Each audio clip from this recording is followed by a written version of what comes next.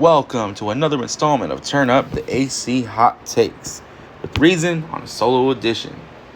Game 5 is in the books. Golden State is now on the verge of capturing their 4th championship in the last, 8 years? Their 4th in 6 tries.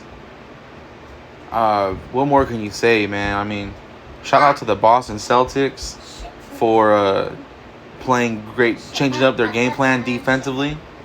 They made Steph work. Easily had his worst shooting game of the finals by far. A lot of people want to. We'll get into Steph Curry a little bit. I want to recognize Andrew Wiggins because he by far, in my opinion, played the game of his career. He ended up with 26 points and 13 rebounds following his 17-point and 16-rebound performance from Game 4. So other than Steph Curry, Wiggins has been the second best player in the series for the Warriors, maybe even the whole finals. But yeah, man, Andrew Wiggins definitely played the game of his life. He balled out. I love how he's being aggressive. He's attacking the basket. When they first picked up Wiggins in the trade, I believe with D'Angelo Russell, and Clay was out, I remember just watching the Warriors play with no Clay, and it was just Steph and Wiggins, and even Draymond was out at the time, I think. But I always thought when Clay comes back and Wiggins becomes their number 3, maybe even number 4 option, he's going to be so comfortable in that position, and once he finds his footing, it's all bad for the rest of the league. Regardless of what happens the rest of the series, the Golden State Warriors are in position to potentially make another 2, 3, 4 appearances in the NBA Finals. I mean, Steph's only, 33, 34? I believe he's 34. Clay, 32. Or they're both early 30s. And, Wiggins is got to be, 27? Late 20s. Poole is young. Draymond's in his early 30s. Like, this team has a potential to be back another 3-4 times in these finals. How many are they going to win? I don't know. But they definitely have a chance to be in the finals another 3-4 times before the dynasty is done in Golden State. Yeah, man. Klay Thompson added another 21 points. And a game after Curry had his best finals performance, he contributed with 16 points.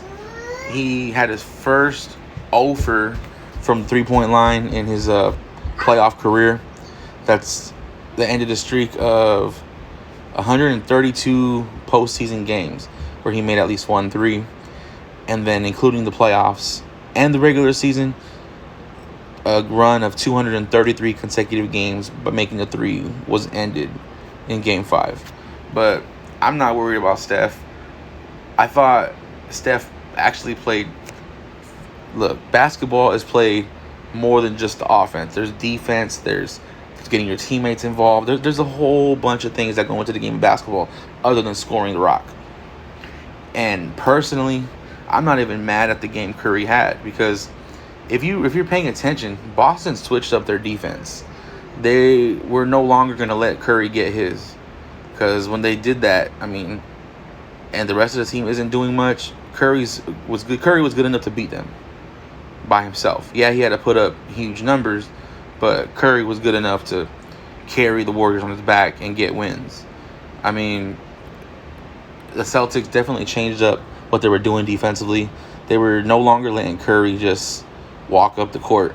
They had someone on him at all times. They had someone face guarding him, following him around. They were not going to let Curry beat them in Game 5 like he did in Game 4. They were hoping, to make the other players on the team try to beat them. And those other players stepped up and they did their thing. They picked up Curry when he needed it. And, yeah, man, what more can you say? That was a total team victory. I mentioned before Game 5 that I expected to see more from Draymond, even in the points category. I didn't say he was going to score no 15 or hit no threes or nothing like that. But he put up I was thinking 8 to 12 points. and he got 8 points with 6 assists and 7 rebounds. A more typical Draymond type of game. So yeah, Draymond ended up with 8, 6, and 7. Clay dropped 21. Gary Payton, a second, scored 15. Jordan Poole added in another 14. Like, it was just a team effort from top to bottom, and we gotta commend the Warriors for that, because they dug deep and pulled the game out. As far as Boston Celtics are concerned, Tatum dropped 27. He led the way. Marcus Smart had 20. Jaylen Brown had 18. Robert Williams had 10 points, 8 rebounds. Tatum had a double-double. He also had 10 rebounds. So now we're going back to Boston for Game 6. The beginning of the series, I was tossing this around. Is Golden State going to win in 6? Is Golden State going to win in 7? Because I always anticipated Golden State being up 3-2 going back to Boston for a Game 6. Now, when I made my prediction, I said 7 games. So I'm going to stick with that. I think Boston has enough to force a Game 7. But the basketball fan in me doesn't want to see it go to 7. I'm hoping Golden State can close it out in Game 6. I believe they can.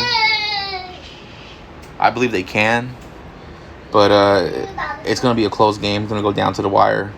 And can Boston protect their home court and leave it all out there for a Game 7? I'm going to say Golden State closes it out.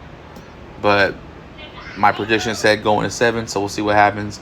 Regardless, at the end of the day, I believe the Warriors are winning the series, whether it be in Game 6 or in a Game 7. Go ahead and let me know in the comments why I'm wrong. Let me know why Boston's going to win Game 6 and 7 if you think that's what's going to happen. Go ahead and comment, hate, debate, whatever you want to do. We appreciate it all. This has been Reason. Turn up the AC Hot Takes. Shout out to Steph Curry. Oh, before we go, I wanted to talk about one last thing.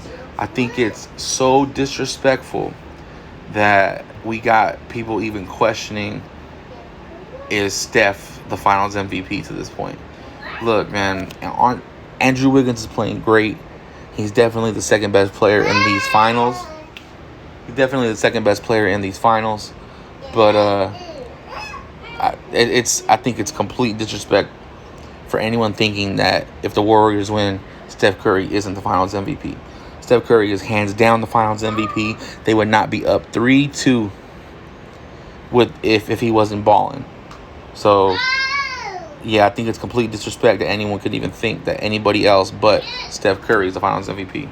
So I just wanted to talk about that for a second before we go. So once again, Reason, turn up the AC Hot Takes. Let me know in the comments who you think's going to win Game 6. And does Boston come back and win it in 7? Until next time, we're out.